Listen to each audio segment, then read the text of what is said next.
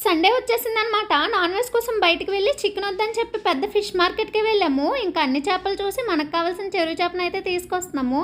ఈ red colour ఫిష్‌ని ఏమంటారో కామెంట్‌లో కామెంట్ చేయండి. డైలీ ఫ్రెష్ అంటాడు కానీ ఐస్‌లో పెట్టినవే అమ్ముతారనమాట. అలాగే ఇంటికొచ్చేసి చింతపండు నానబెట్టేసాననమాట. తక్కువ ఆయిల్ అయితే ఏం బాగుంటుందని ఎక్కువ ఆయిలే వేసేసాను. ఇంకా అందులో ఆనియన్స్, పచ్చిమిర్చి, కరివేపాకు వేసి బాగా ఫ్రై చేసుకున్నాను.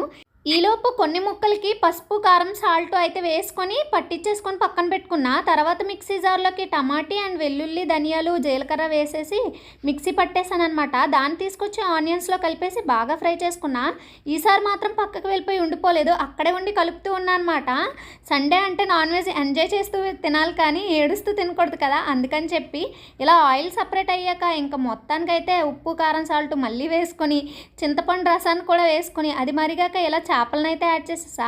ఇంక ఇది మరిగేంత వరకు అక్కడే ఉన్నా. చాలా టేస్ట్గా వచ్చింది. Bye bye.